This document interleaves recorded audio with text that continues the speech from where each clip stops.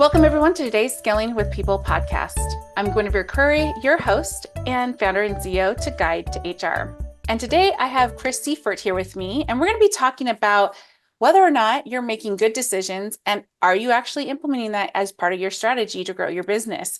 Super excited about this topic because I make decisions all the time as well. Chris, welcome, and tell us a little bit about yourself. Yeah, well, thanks for having me.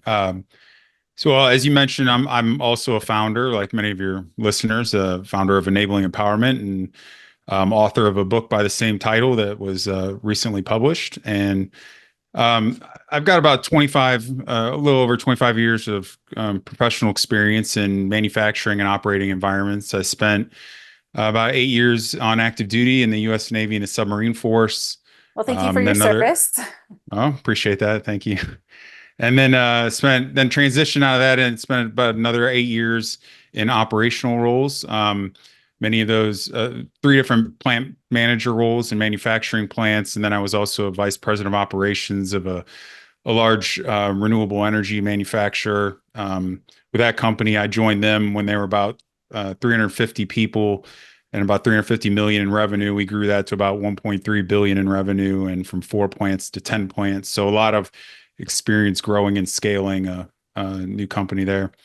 And then about another third of my career, 8 years or so in consulting, helping organizations implement management systems and operational discipline, do culture transformation. So anyway, a little over the course of my career, one of the things that I've seen that organizations struggle with is micromanagement, right? I've seen a lot of leaders that struggle with that. And in many cases, it's not intentional, right? It's not something they're doing knowingly or willingly or wanting to do. And I think that that's often a myth, right? When I see a lot of people talk about micromanagers, they think it's because this person's a narcissist or a control freak or, just doesn't trust people for whatever reason. Thinks they're smarter. But really what I've found is that most of the time when micromanagement is happening, it's happening because it had to. There was some situation, some crisis, the performance was so bad that the leader had to step in and start micromanaging. But then what happens is they can't get out of it, right? It starts what I call this doom loop of cycle that then they can't figure out how to get out of it. And so it's something that I've seen many, leaders that worked for me struggled. I've taken over plants that were run by micromanagers where the team just refused to make a decision without coming to me first, right? And I couldn't stand it. And so I have a lot of passion about that because I know how it feels to be stuck in that situation. It's horrible. And just that's what I help leaders try and get out of that loop. Awesome. Or preferably avoid getting in it in the first place, right? Exactly. I always tell, back in the day when I had people reporting me, I always tell them, if you make me a micromanager, that's not going to be a good situation for either of us. That's right. That's right. It's not pleasant. Yeah. No, I don't want to be it. You don't want me to be it.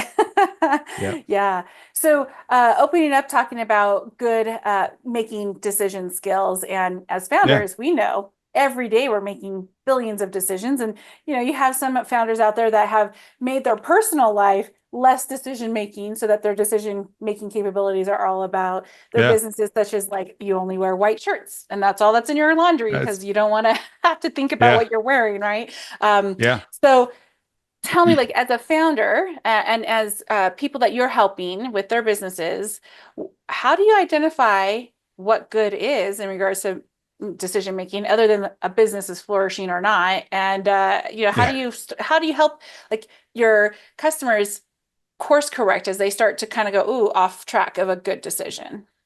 Yeah. Well, so a couple comments there. So first off, one of the things I like to keep things really simple, right? At the end of the day, the performance of a team is a function of the quality of their decisions and their ability to execute those decisions. So are you making good decisions about what to do, about, what customer to serve, what to sell them, how to make it? Are you making the right decisions and are you executing them well? And I found over my career that organizations spend a tremendous amount of energy training people on the execution portion of it, right? Or putting systems in place and procedures and processes and all kinds of stuff. But they don't invest, very few invest in actually improving their decision-making skills and capabilities, right? They may invest in data and infrastructure to have the data, but how to make decisions, how they as an organization and individuals make decisions, they don't invest in that, right? And that's shocking to me because so much of your, performance is dependent on how good you are making decisions. And a book that was very influential to me, if I had to like give you like the list of books that have changed my life, right? Like, I mean, I read it and I did not see the world the same way. Right. The Bible would be on there, but Thinking Fast and Slow by Daniel Kahneman is on there, right? He won the Nobel. He's the only psychologist to ever win the Nobel Prize for economics, right? Because he basically proved that, the underlying theme of economics is that we're all rational decision makers. And he basically proved that's not really true, right? We have a lot of the way our brains work. We make a lot of decisions unconsciously, right? He describes it as we have our system one that's making decisions for us constantly with very little effort and energy using correlation and heuristics and framework, just mental models that we have in our heads, right? And then system two is our more conscious, thoughtful, analytical cause effect thinking process that can't be on all the time because, to your point, it takes energy, right? And a lot of people who are founders who are doing accounting and marketing and sales and operations and all that stuff, like you're just exhausted from decisions all day, which leads to even more you're wanting to rely on system one and making those kinds of errors. So I think what I teach in the book is understanding that you need to be able to recognize when you're making a decision that is of significant risk or consequence or likely to be influenced by your decision traps, and then use a framework and have a disciplined approach to make those decisions, right? So that they're right more often than not. Yeah. And so that's what I kind of outlined in the book as a process to do that. Yeah, and you had talked about how it's interesting that we focus so much on growing and mentoring and coaching and guiding people on how to execute things, but not on how to make decisions, how to make good decisions, how to understand the business. What is the business looking for? What is the outcome they're Yeah. trying to get to? And what do we need to do to get there? Yeah. And I find that a lot of times too, as businesses grow and they scale and they bring on all levels of individuals of experience, that then it also becomes, well, why didn't they know that this was a top client or customer? Well, Yeah. did they have the information? Did you empower them to know that? Yeah. And then I think it goes on to your piece of like, did you also teach them how to like recognize that the decision that they're going to make between spending time with client one versus client two actually has an impact to your revenue, to your bottom Yes. line, and that you need to be making the right decision. And I love that. Like, Yeah. you're right. Like when you said that, I was like, aha, yeah, you're right. We don't talk about decision making as a skill. Right. Yeah. And how do we think through these things and how do we prioritize them and how do we view risk, right? Look, risk is a great example. So we all have different tolerances for risk, right? And if I was to say to you, hey, if I gave you a 50-50 chance of winning, $500 or losing $300, would you take that chance? Right now, most people will be like, heck yeah, I'm going to take that chance. Right. I mean, if I do that enough times, I'm going to come out ahead. Right. Well, I mean, if I only have $200 in my bank account, I might not take that risk. Right. Yeah. Because if I lose, I'm bankrupt. Right. Mm-hmm. And so where I'm starting from matters, right? Well, Yeah. so what are you going to do in a company when we're all starting from different places and we need to evaluate whether something's a good decision or not, right? So we need to be talking about how do we evaluate risk as a team? Because we want everybody to be treating it the same way, right? Like we should be willing. Either we're all willing to make that bet or we're not willing to make that bet, right? But we can't be bringing our own personal risk levels to work with us, right? We got to understand the company. So Yeah, that's so true. So what are you seeing as being a good way for, if listeners are like, yeah, I really should implement this and get my employees start to thinking about this. What is like one or two steps that our listeners should be taking to get this started within their own business? yeah. Well, I mean, again, I don't have a lot of great resources to point you to other than mine, which is why I started making them, because I didn't feel like this was a topic that was being addressed, right? I mean, again, I Right. just, like I said, when I look at leadership development programs, for a lot of my clients, right, I see how to, conflict resolution and how to give people performance reviews and how to manage time cards and things like that. I don't see how to make decisions, but yet as a person progresses the business, in leadership roles, they're going to get increasingly higher levels of decision making responsibility, right? And they're going to need to be making more and more business critical decisions, which when you think about, like, in a lot of organizations, engineers, right? Like, I mean, you didn't get trained how to make a business decision in engineering school, right? Or That's right. marketing, or Yeah. whatever those things were. And so, but here we are. It's the old, right. Uh, what's the principle of promoting people to their level of incompetence, right? So we need to include that in the training. So look, I mean, there's a bunch of resource, like, simple. If you want to, hey, what's a simple? What do you mean by decision making framework, right? If you go to my website, www.enablingempowerment.com, you can download a template, like one page. This is a decision-making framework. You can certainly, buy the book. It's on Amazon. Read through it. And then now what I do is I come in and I have developed a workshop where I take, first off, ground everybody on why decision making is important, and then I take them through. I have the team give me a decision that they're working on, right? That they've been struggling with, and we go through the 7 steps of decision making framework, illustrate using exercises to illustrate decision traps, like the framing trap, right? So this is a great example. If I ask you, do you know how to pronounce the capital of Kentucky? Do you pronounce it Louisville or Louisville? Do you know? Uh, I think I think I haven't actually said it that, I don't know, Louisville, I think. I'll go with that one. Okay. You actually pronounce it Frankfurt, okay? Because Frankfurt's the capital of Kentucky. But Oh my gosh, I but failed my geography lesson yeah, right no, there. look, every time. It happens every single time, right? I do that question to people who live in Kentucky, okay? And Okay. they will and you know what they'll say? They'll say, well, it's neither, right? And at first I'm like, okay, good. Your capital, right? And they'll go, it's pronounced Louisville, right? Like, some third option. I'm like, no, it's not. It's Frank. But what happened there, right? The point here is the way I frame a question to you, or problem or an opportunity, matters a lot in Hmm. how you answer and your ability to solve that problem, right? Yeah. And so as a leader, I need to understand that when I'm making a decision, I need to understand, how has this problem been framed at me? Is it framed in the ideal way for me to solve it, right? Or to, make a decision. So in the workshop, we'll use, examples like that one I just gave you to illustrate those decision traps, and then talk about what are the specific things that I need to do to make sure I'm not, you know, falling into that trap or putting other people in it. Yeah. So, That makes sense. And I think also too, like, my takeaway on, like, one of the first steps is creating that foundation of making sure you're all starting at the same place. Because we all come yeah, in from different perspectives.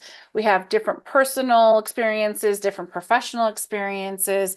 We've learned how to engage and interact and process data differently. So starting from, like, let's just say this is the beginning, the baseline of the problem. Let's actually talk about it now from that, like, yeah, we're all on the same page now, which I think is really challenging because half the time you don't really realize you're not on the same page. You don't realize that yeah, you're coming at it from a completely different perspective, and to yeah, have to, like, start from scratch, or, like, kind of clear out all that baggage, good and bad, that you bring into your job, so that you can be kind of in that same space. It's challenging.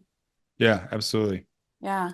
So flipping over a little bit, I know that enabling empowerment, I love that word. I think it's really important because I think empowerment is what you need throughout your whole business to be able to scale. And certainly decision making is one of them. And you really Yeah, talked about micromanagement. And I joke that if one of my employees made me do that, it would not be good for anybody, right? So, no, but going into micromanagement, and the fact that we still see so many people in that space, and getting stuck, like you said. Hmm. Tell me a little bit about like what are the signs that a founder should be looking for in regards Yes. to, okay, I think my manager, my leader is getting into this stage and I gotta help them not get there. Yeah.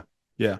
Yeah. So here, yes, absolutely. So here are several things. And there's a couple of like when I'm sitting in meetings and like when I'm like hanging out, right? Like things I'm listening for, right? And I really let's turn it away a little bit, not call it micromanagement, but let's call it codependent decision making, because Mm, that's really like that takes the negative connotation off it. What we've fallen into is a situation where nobody wants to make the decision, right? It's leader, we want you to make the decision, right? And so the things I hear are first off, employees asking leaders what they want them to do, right? I mean, literally, like I've sat in offices and sat at the plant manager's office and watched a stream of employees come up to the door and say, "Hey, the widget turner broke. What do you want me to do about it?" Right. And wow. I'm like, God, so for me, that's one, like, I'm almost allergic to hearing that, right? When I hear, what do you want me to do? I stop and I go, whoa, whoa, whoa, wait a minute. It's not about what I want to do. What I want to do doesn't have anything to do with it. What's the right thing for the business to do? What should we do? Right. And so that's one that I'm just become sensitive to and would say be sensitive to. And another one is I was just doing what I was told. Right. Mm, So when I hear employees say, I'm just doing what I was told, what that tells me is they take no ownership in the decision-making process, right? That is somebody else, for them to do, they just do what they're told. That's not what we want either, right? So that's either micromanagement has created that, or they're going to cause the leader to become a micromanager by doing that, right? So mhm. those are just two. Actually, I've got on the website a little 10 questions, right? You can ask yourself, like, hey, do I see these behaviors? And I think actually in the link to the post show landing page here for this, there's a link to the same thing with 10 questions on these are things, behaviors to look for that indicate you might have that going on. Okay, that's great. That's very helpful. And a lot of times, like I have heard that, like, what do you want me to do about it? And one of the things that I coach managers and leaders is turning that around. Well, what do you think you should do? Right? Like Yeah, ask them exactly. Yeah. back. Like give them that empowerment to make that decision. And Yeah. it's kind of the same thing as like, you're trained. Unfortunately, sometimes we become the parents in Yeah. business, which is unfortunate, but it's true. And there are times when you're just going to have to parent the shit out of your people, Yeah. unfortunately. And this is the great example of that. And that's Yeah. just like, I'm not going to tie your shoe for the rest of your life. You need to figure it out. So, Yeah. uh, What I yeah, what I say is, yeah, what I say is when they say, what do you want me to do? I say, well, what I want you to do is make a recommendation. yeah, That's what I want you to do. What do you recommend we do? Right. I like Now, that. and the challenge though is when you have a severe micromanagement culture, like the first time you do that, like, I mean, first time I did that in a plant I took over, the shift leader, he asked, "Hey, this thing broke. What do you want me to do?" I said, "Well, I'd like you to make me a recommendation." And he just looked at me like, "What?" Like Like, you I had mean, four eyeballs. yeah, I mean, he literally was like, "I don't understand. What do you mean?" And I'm like, "No, what do you?" And we ended up having to spend an hour like Mhm. talking through the problem and analyzing it and getting through all it. And at the end, the funny thing was at the end, after all the analysis, here was this solution that clearly was the best. And he looked at me and said, "So what do you want me to do?" And I was like, "Holy cow, man!" Oh my You gosh. know. And anyway, we finally got through it. But that was the epiphany for me that I was like, "Look, man, I don't want to. I had 500 employees in that plant. I cannot do that 500 times. It's not going to work. I've got Yeah. to have a scalable strategy for helping them make better decisions, right?" And so, Yeah. yeah, you're 100% right. Yeah, and then flip it. You finally have flipped that script. They're not coming to you with something being broken. They know how to figure out what they need to do. They've done it. Yeah, They fixed it. You're back up and producing again, and your employee is happier. You have a yeah, more satisfied employee, someone who feels like they're solving a problem. They're part of the solution of, getting the yeah, company to its goals, and they're engaged because now they know they have this empowerment to like make these decisions, which is just going to help every employee around them feel the same yeah, energy and get yeah. happier. Yeah, I mean, ultimately, if somebody's making a recommendation, right? So when you flip it to them and say, "What I want you to do is make a recommendation," and then you force them to do that, two things happen, right?